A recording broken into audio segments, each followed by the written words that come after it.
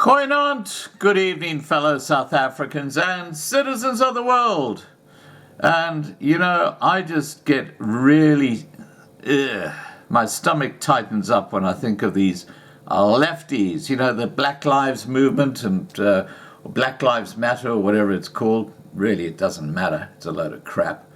But I really get annoyed when I hear these lefties running around, saying this, that, and the other, and the greenies with the environmental side. Hey, you can't do this because it's going to affect climate change, etc., etc., etc.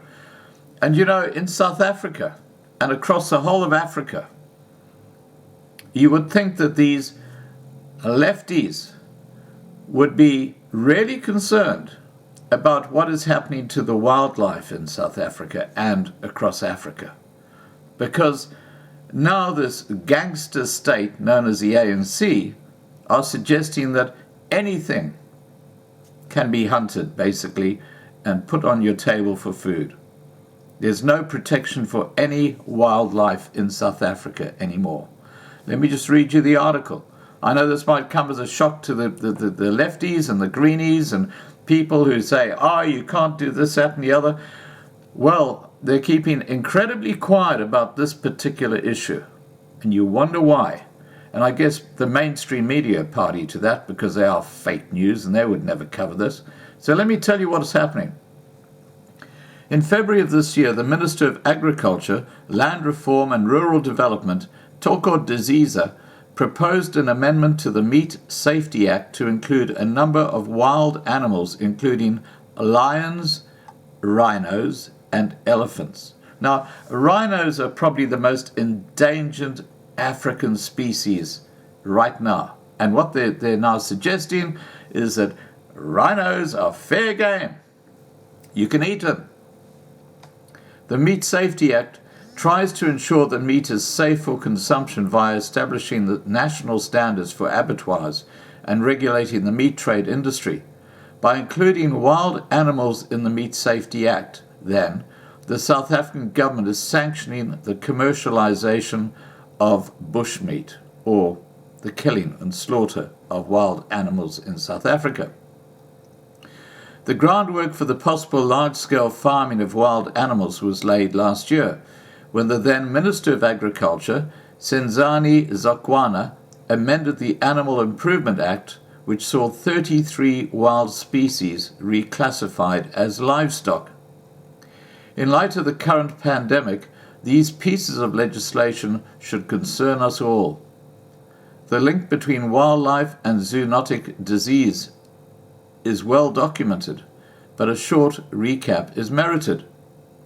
The majority of diseases that have emerged over recent years have come from wildlife.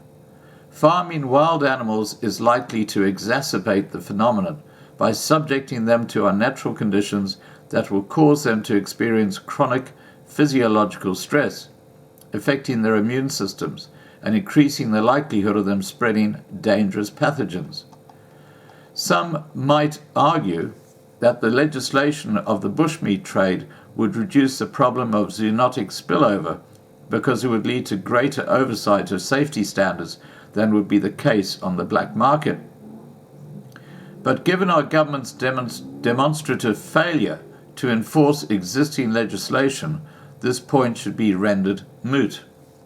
In addition to concerns about human public health, it is important to remember that primary victims of the proposed amendments are animals.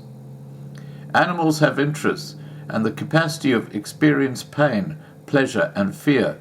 The prevailing view of animals as mere natural resources is the moral blind spot of our time and appeals to their sustainable utilization and are often nothing more than the weak attempts at justifying their continued exploitation.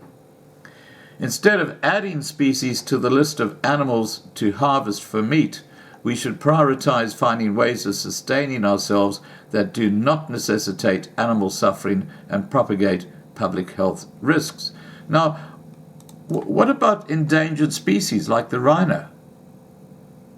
Making those acceptable food for people to go and harvest and put on the table, I think is absolutely crazy. The old L factor, yeah, logic factor, completely missing in action. But anyway, while other countries are making progress by promoting breakthroughs in food science, like golden rice and cultivated meat, South Africa is on the verge of taking a backward step. The draft amendment is gazetted for comment until the 30th of June. If you want to have your say on the matter, I've put a link down below so you can. Please do, guys, because this is absolutely ridiculous. Please remember to subscribe to be kept informed. Ring the bell for the updates. Please like this video. Please share this video. And above all, please stay safe. Bye for now.